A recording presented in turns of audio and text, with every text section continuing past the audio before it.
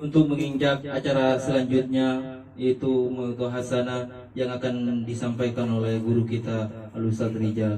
Waktu dan tempat kami persilahkan. Allahumma sholli ala Muhammad.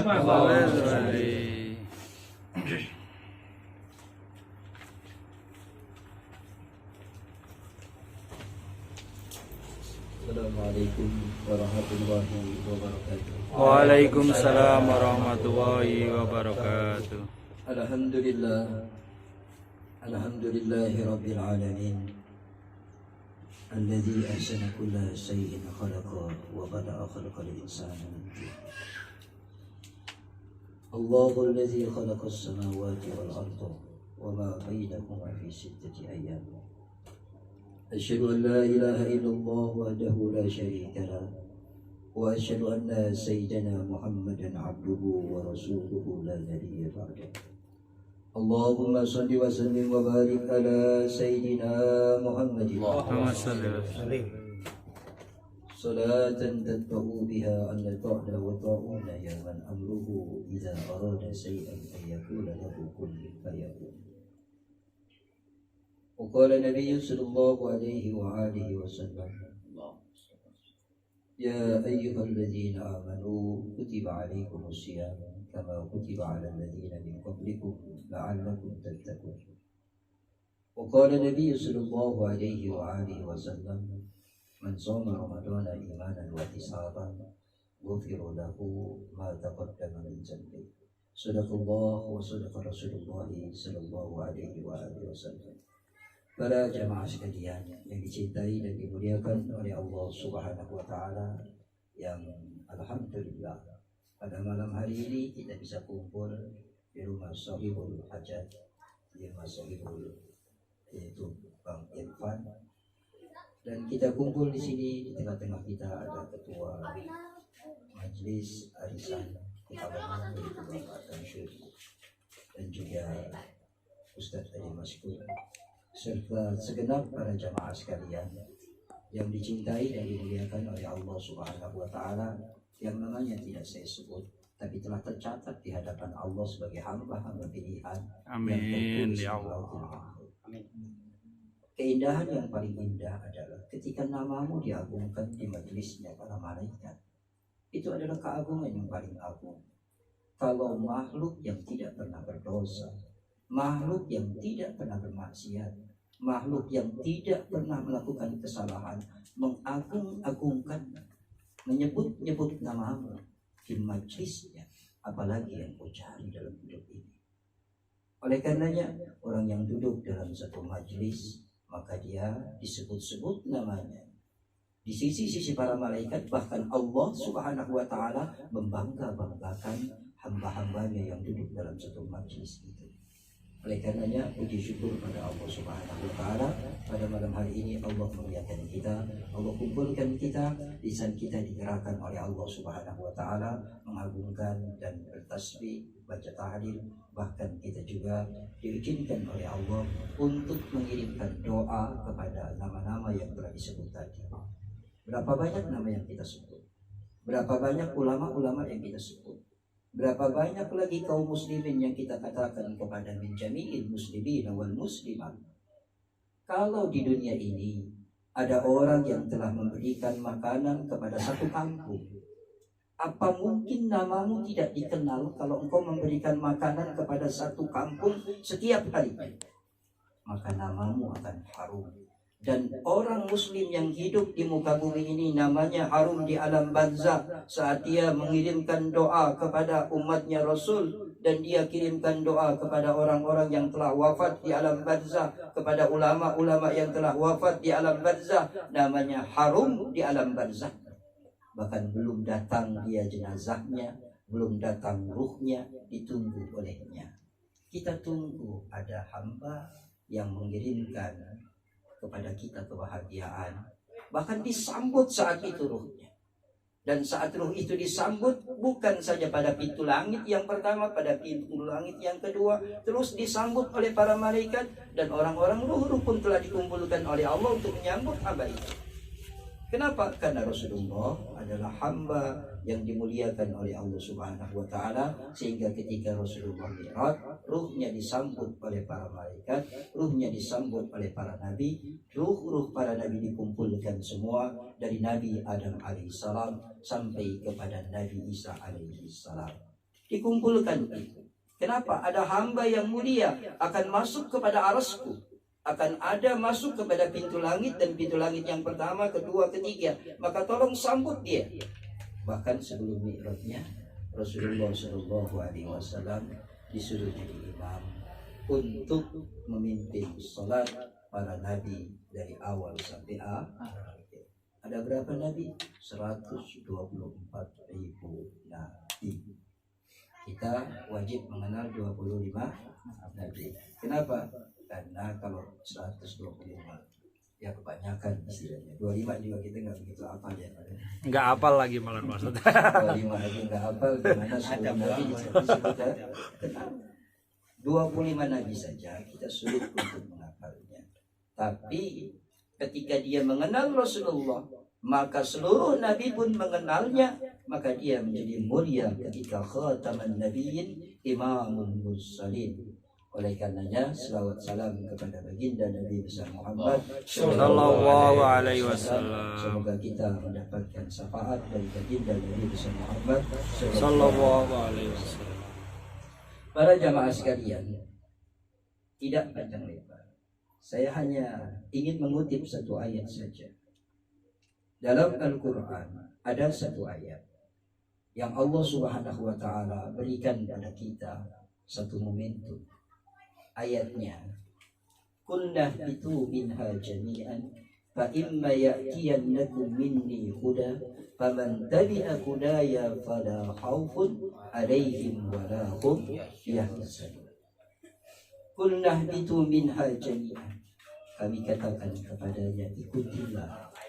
Qulna itu minha jami'an fa imma ya'tiyannakum minni huda, kalau sudah datang kepada kalian semua petunjukku, ikuti petunjuk itu. Kalau sudah engkau ikuti petunjukku, maka engkau tidak akan takut dan tidak akan pernah khawatir di dalam kehidupan. Kenapa? Karena orang yang khawatir itu adalah orang yang kesasar. Orang yang tidak tenang itu adalah orang yang nyasar. Kalau kita berjalan dalam satu tujuan, lantas kita nyasar, maka kita akan kebingungan dari tempat itu. Apalagi kalau nyasar sudah bekal itu sudah habis pas-pasan, maka lebih dalam keadaan kegelisahan. Berapa banyak manusia yang hidup di muka bumi ini nyasar, lantas ketika bekalnya sudah habis 40 tahun, sudah habis 30 tahun, sudah habis 25 tahun, baru dia sadar bahwa dia nyasar di dalam kehidupannya. Tapi bekalnya sudah habis. Tinggal 5 tahun lagi, atau mungkin 1 tahun lagi, atau mungkin 3 tahun lagi, dia harus berjumpa dengan Allah Subhanahu wa ta'ala. Tapi bekalnya sudah habis. Oleh karenanya ketika Allah Subhanahu wa ta'ala memberikan kehidupan pada kita, maka ketakutanmu adalah karena engkau tidak dekat dengan Allah. Kegelisahanmu adalah karena engkau tidak dekat dengan Allah. Saat engkau dekat dengan Allah, Allah menyingkirkan kegelisahan, Allah menyingkirkan kesengsaraan, Allah menyingkirkan kekurangan, Allah menyingkirkan semuanya. Allah Subhanahu wa ta'ala ketika menurunkan penyakit kepada orang yang sakit, maka seiring dengan sakit yang diturunkan oleh Allah, Allah juga turunkan rasa takut dari penyakit itu. Tapi kata Allah, engkau jangan takut dan jangan khawatir. Kalau aku turunkan penyakit, engkau bersamaku, maka engkau tidak takut. Aku akan kirimkan kalian dalam kehidupan kalian kekurangan. Maka ketika kekurangan itu aku turunkan kepada kalian, maka kalian akan bingung dengan kekurangan yang aku turunkan. Tapi kata Allah, engkau jangan takut kalau aku turunkan kekurangan, engkau bersama. Aku akan kirimkan engkau kesedihan dalam hidup ini. Maka ketika aku kirimkan kesedihan, maka engkau jangan takut kalau kesedihan yang aku turunkan, engkau bersama denganku. Oleh karenanya, hidup itu persoalannya adalah hubunganmu dengan Allah, bukan keadaan. Hubunganmu dengan Allah. Allah Subhanahu wa ta'ala mengatur keadaan dengan indah. Apa mungkin kita tidak yakin ketika Allah memberikan kekurangan kepada kita, lantas kita tidak yakin bahwa Allah adalah sebaik-baiknya pengatur? Atau kita singkirkan kata sebaik pengatur ketika kita tidak nyaman dalam hidup ini? Sekali lagi, kalau di dalam kehidupanmu Allah Subhanahu wa taala meletakkan kekurangan kepadamu, lantas engkau tidak yakin dengan Allah Subhanahu wa taala, dan kegelisahan itu timbul bukan karena kekurangan yang Allah berikan, tapi ketidakbersamaanmu dengan Allah Subhanahu wa taala. Sampai-sampai Rasul pernah kabur dengan Abu Bakar As-Siddiq untuk hijrah. Lantas di dalam gua Rasulullah itu mengumpat di dalamnya. Saat Rasulullah mengumpat di dalamnya, Rasulullah berbaring di atas pahanya Abu Bakar As-Siddiq. Saat Rasulullah berbaring di pahanya Abu Bakar As-Siddiq, datang kalajengking itu menggigit kakinya Abu Bakar As-Siddiq. Dan saat itu rasa sakit dan panas menyambar Abu Bakar As-Siddiq. Tapi ketika itu Abu Bakar As-Siddiq di dalam hatinya, ya Rabb, kalau aku gerakkan pahaku, maka kekasihmu ini akan bangun dari tidurnya. Tapi aku tidak tahan dengan rasa panas yang telah engkau sengatkan kalajengking yang datang kepadaku. Maka saat itu Abu Bakar As-Siddiq menahan rasa sakitnya. Ada Rasul yang tidur di atas pahanya Abu Bakar As-Siddiq. Sesaat itu Abu Bakar As-Siddiq diangkat rasa panasnya dan diberikan ketenangan. Apakah sengatan itu tidak ada? Ada. Apakah sengatan itu tidak sakit? Sakit. Tapi kecintaannya Abu Bakar As-Siddiq kepada Allah dan Rasul menyingkirkan rasa sakit itu. Kecintaanmu kepada Allah dan Rasul melupakan kekuranganmu. Kecintaanmu pada Allah dan Rasul mengurangkan dan menghilangkan rasa sakitmu ketika Allah Subhanahu wa taala menurunkan rasa sakit di dalam kehidupan ini.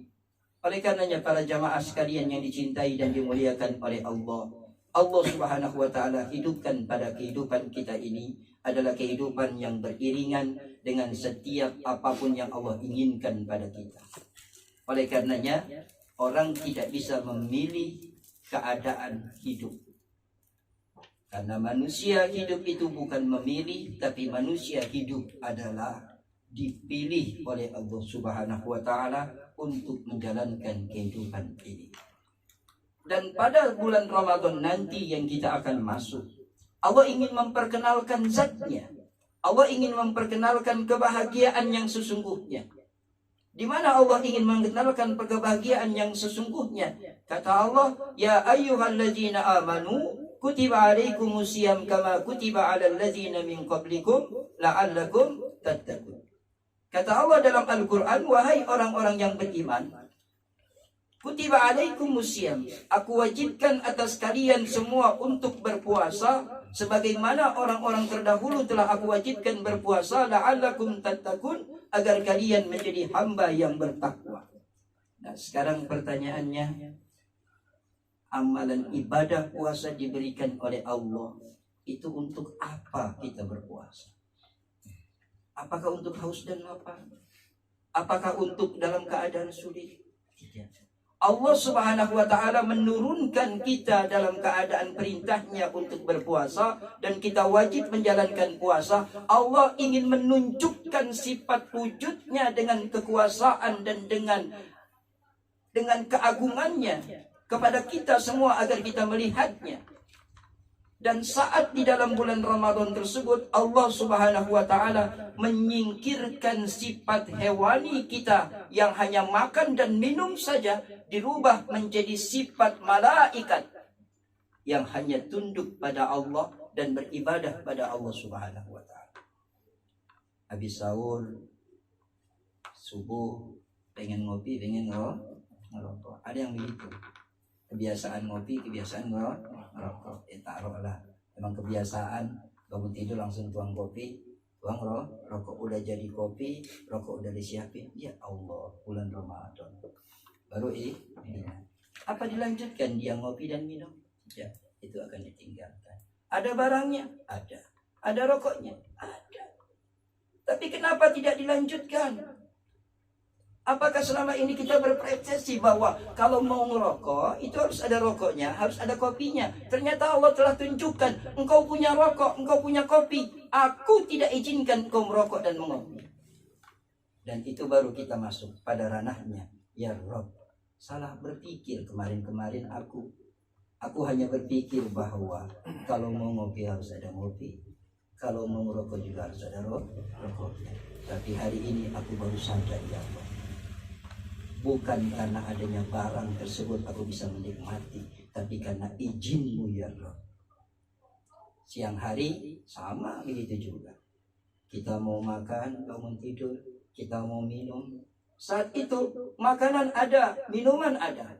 Kapan kita bisa mengenal Allah dan menahan itu makan dan minum? Kecuali pada bulan Ramadan saja kita dididik oleh Allah Subhanahu wa Ta'ala.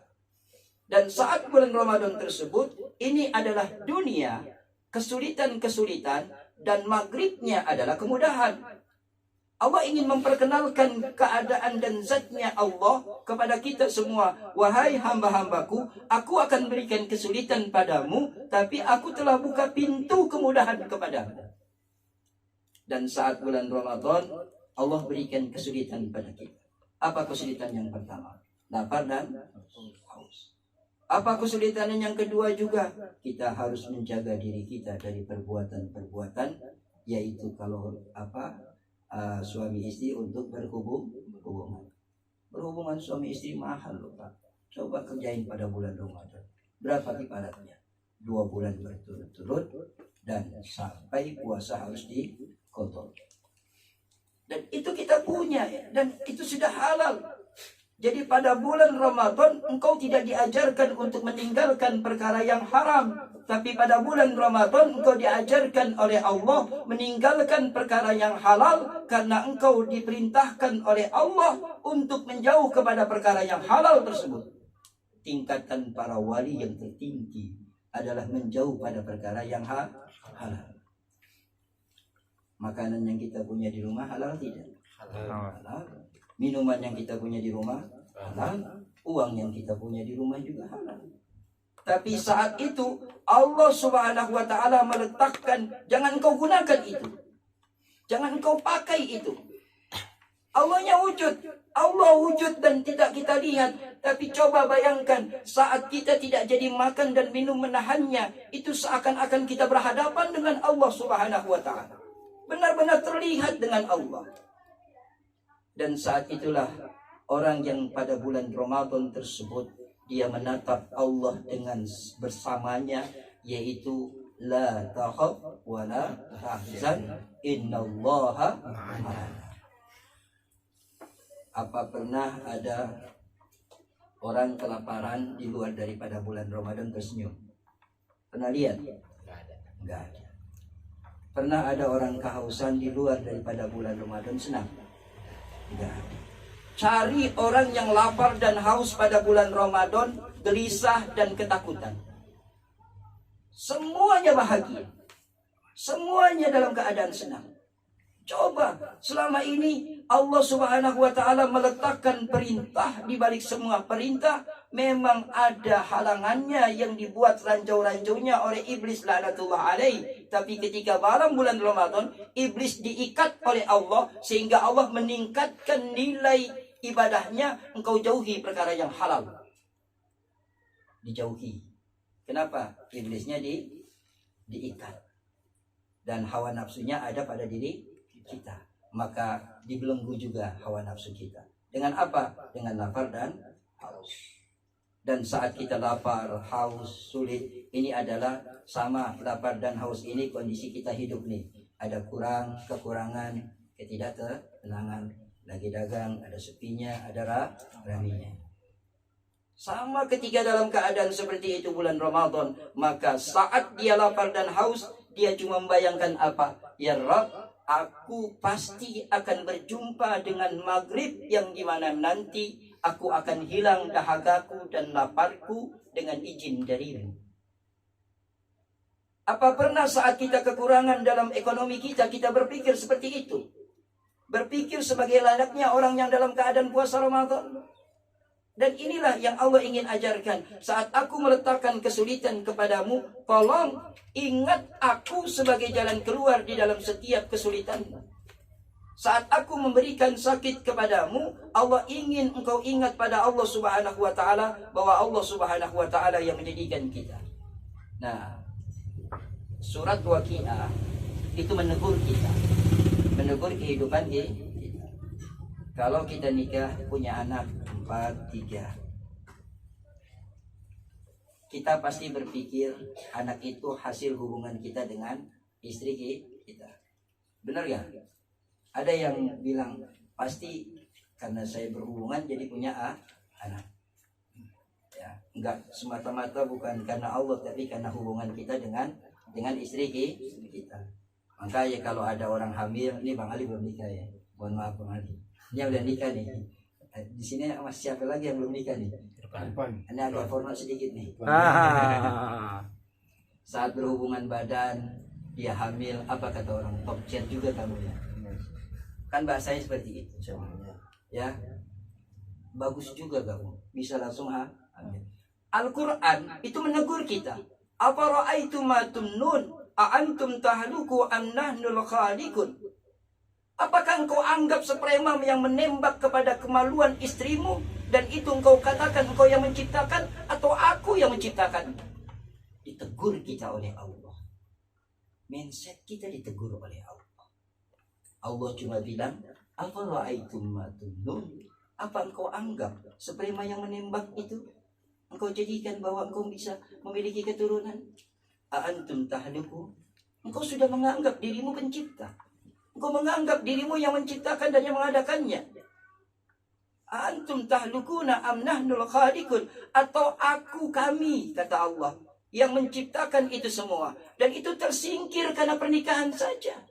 Tersingkir sudah kita keyakinannya pada Allah Jalla Jalaluhu yang menganugerahkan kita keturunan-keturunan. Dan kita tidak bilang, ya Rabb, anugerahmu engkau berikan keturunan kepadaku dan engkau titipkan amanah ini. Dan kita menganggap itu hasil pernikahan. Sampai di dalam ilmu tasawuf dikatakan bahwa andai kata engkau menganggap bahwa dengan pernikahan itu memiliki anak, maka saat itulah engkau sudah jauh dari Allah Subhanahu wa taala. Karena anak itu adalah titipan dari Allah, dan Allah Subhanahu wa taala menjelaskan dalam Al-Qur'an, ya ayyuhallazina amanu la tulhikum amwalukum wala auladukum an dzikrillah. Wahai orang-orang yang beriman, ada kehidupan nanti aku beri anak engkau. Ada kehidupan aku beri istri engkau. Ada kehidupan aku berikan perniagaan engkau. Tapi jangan sampai engkau meninggalkan sholat di balik dagang yang aku berikan. Engkau meninggalkan sholat di balik anak yang aku berikan. Engkau meninggalkan itu semua di balik segala-galanya. Dan petani juga ditegur oleh Allah.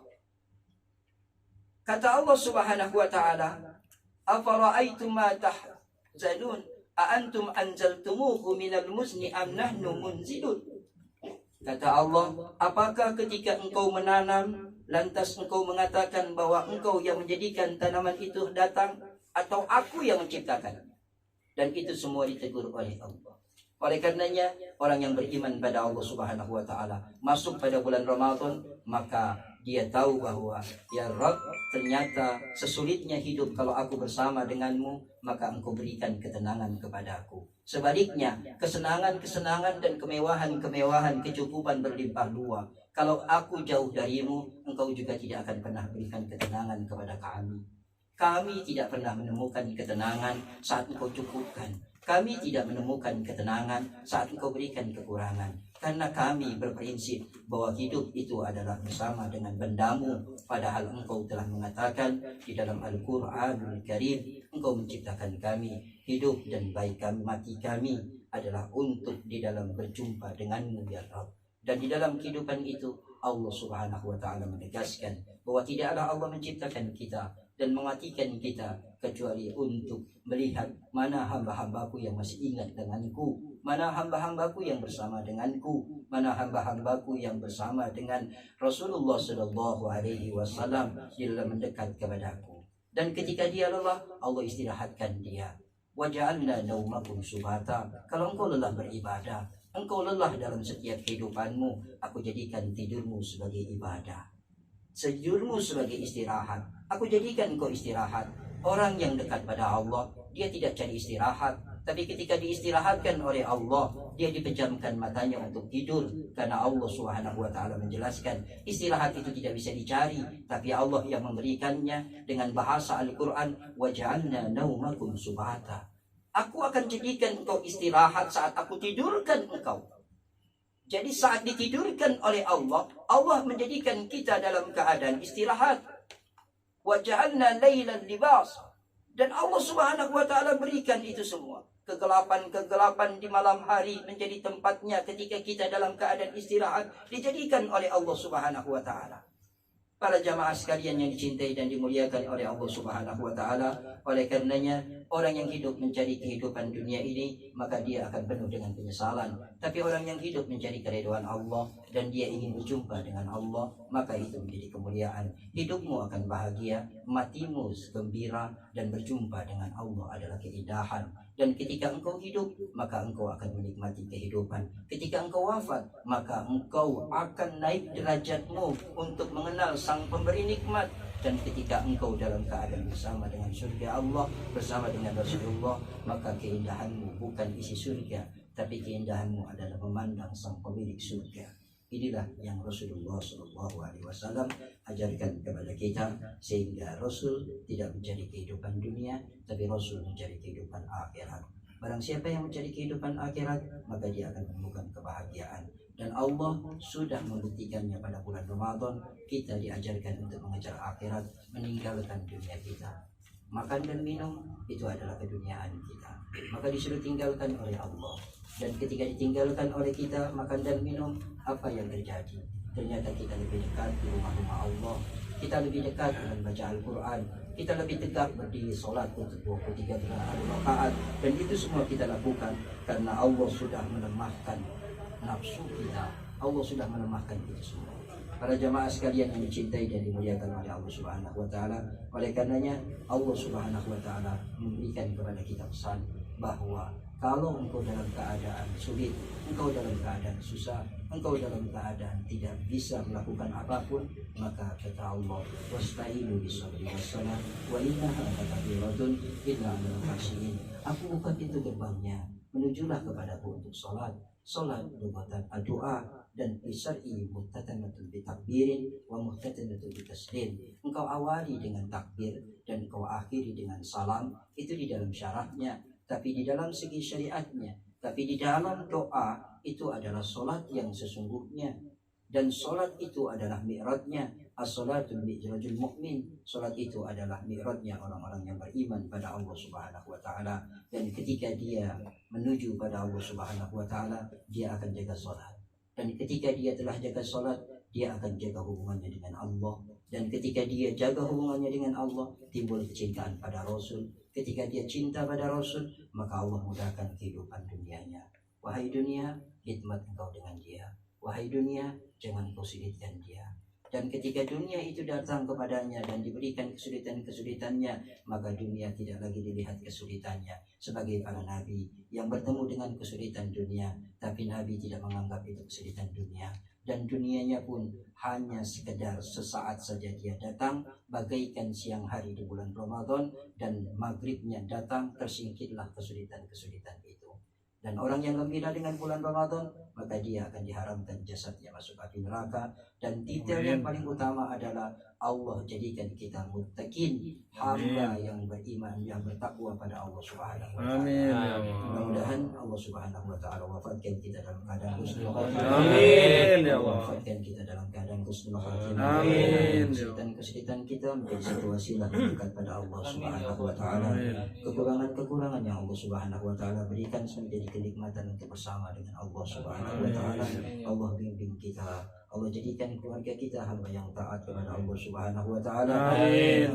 Keluarga yang telah diberikan oleh Allah Subhanahu wa ta'ala. Amin. Dan istri kita ketika kita memandang mengingat kebesaran Allah, mengingat kekuasaan Allah Subhanahu wa ta'ala. Ya Allah, Jangan jadikan dunia yang Kau berikan tertutup mata kami, hati kami untuk melihat keagungan dan kebesaran-Mu. Jadikan semua dunia ini sebagai wasilah untuk melihat keagungan dan kebesaran-Mu.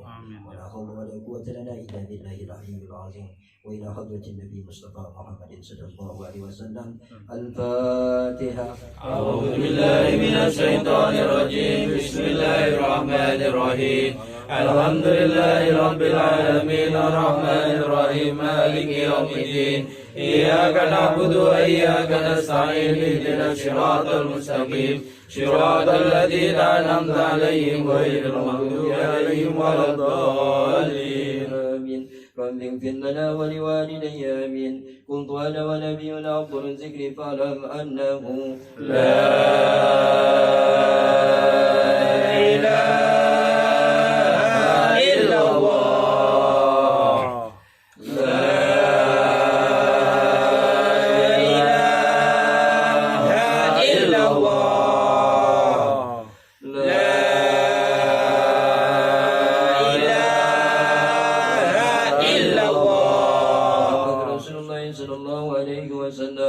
يسبح لله ما في السماوات والأرض والعزيز الحكيم كل جميعا سبحان الله والحمد لله ولا إله إلا الله والله أكبر سبحان